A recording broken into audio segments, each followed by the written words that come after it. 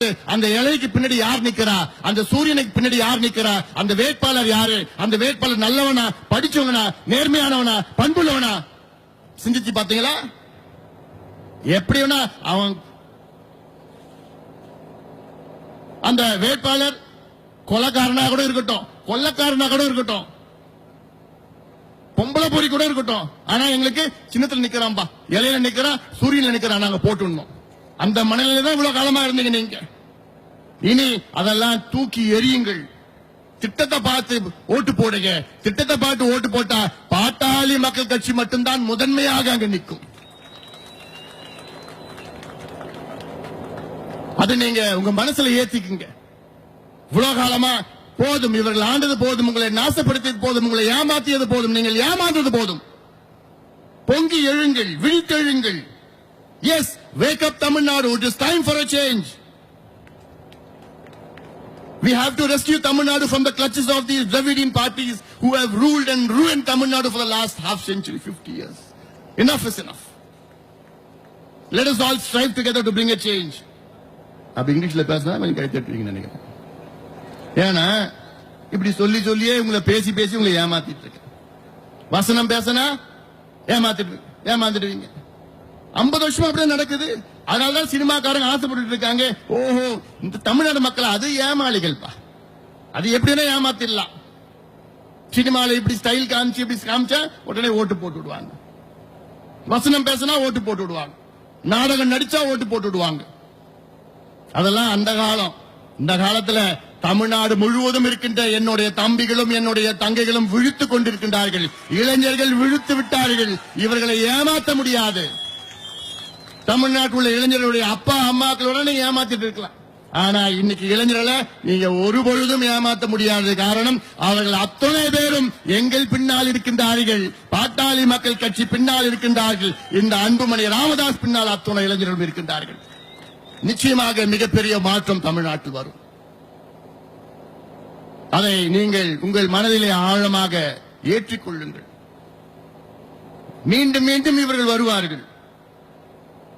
உங்களை பேசுவார்கள், அணுகுவார்கள், வசனம் பேசுவார்கள், நடிப்பார்கள்.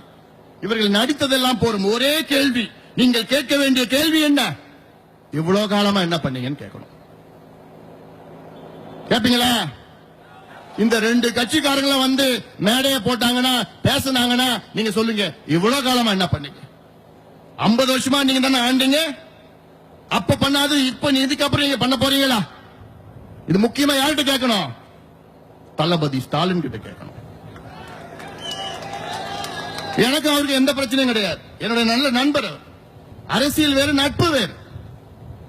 என்னோட நோக்கம், நீங்க எல்லாம் ஏமாந்தது போதும். இன்னும் ஏமாத்திட்டு இருக்காங்க உங்களை. அதாவது நீ இவ்வளவு நாளா நீங்க ஏமாளிகள் தான் இருக்கிறீங்க. இன்னும் நீங்க 2 கட்சியும் ஆதரவு கொடுத்தீங்கன்னா அப்போ நீங்க முட்டாளா மாறிடுவீங்க. நீங்க இதுக்கு மேல என்னால சொல்ல முடியாது.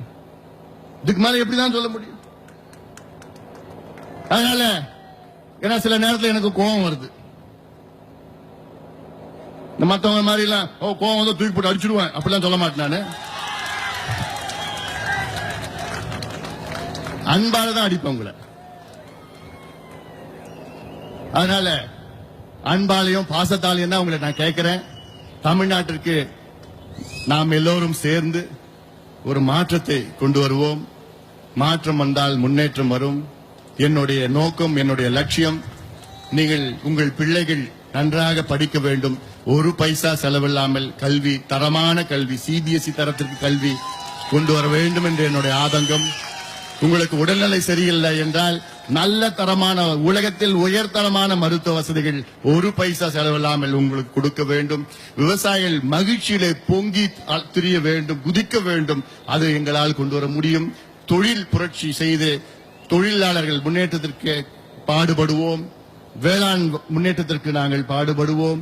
நிச்சயமாக பொருளாதாரம், தமிழ்நாட்டு பொருளாதாரம் வீழ்ச்சியில் இருக்கிறது. அதை நாங்கள் முன்னேற்றுவோம்.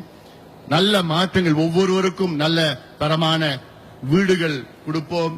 வீட்டில் நல்ல பைப்பு தரதான் நல்ல தண்ணி கொடுப்போம். 24 மணி நேரம் மின்சாரத்தை கொடுப்போம். நல்ல தெருவுகளை கொடுப்போம். எல்லாவற்றுக்குமே உங்களுக்கு நல்ல நிம்மதியை கொடுப்போம். ஒரு சொட்டு சாராம் இல்லாத தமிழ்நாட்டை எங்களால் உருவாக்க முடியும். இதற்கு நீங்கள் எல்லோரும் சேர்ந்து ஒத்துழையுங்கள். ஒரு முறை மாற்றி போடுங்கள். நிச்சயமாக நீங்கள் மாற்றி போட்டு விட்டீர்கள் என்றால் உங்கள் தலையெழுத்து மாறும். அதை நீங்கள் மனதிலே வையுங்கள். உங்கள் தலையெழுத்து மாற வேண்டும் என்றால், உங்கள் குடும்பம் முன்னேற வேண்டும் என்றால், தமிழகம் முன்னேற வேண்டும் என்றால், உங்கள் பிள்ளைகள் நன்றாக இருக்க வேண்டும், உங்கள் பேர பிள்ளைகள் அடுத்த சந்ததியினர் நன்றாக இருக்க வேண்டும் என்றால், அடுத்த தலைமுறை நன்றாக இருக்க வேண்டும் என்றால், ஒட்டுமொத்தமாக பாட்டாளி மக்கள் கட்சிக்கு ஒரு முறை நீங்கள் வாய்ப்பு தாருங்கள், தாருங்கள், தாருங்கள். இந்த பொதுக்கூட்டம் நான் சொல்ல மாட்டேன், மாநாடு. ஏன்னா சமீபத்தில் மாநாடோட இதை மிகப்பெரிய அளவில் மாநாட்டை மிக சிறப்பாக ஏற்பாடு செய்த அத்துணை பொறுப்பாளர், குறிப்பாக ஆறுமுகம், வேலுச்சாமி உள்ளிட்ட அத்துணை பொறுப்பாளர்கள் அனைவருக்கும் என்னுடைய நெஞ்சார்ந்த நன்றி, வாழ்த்துக்கள், பாராட்டுக்கள்.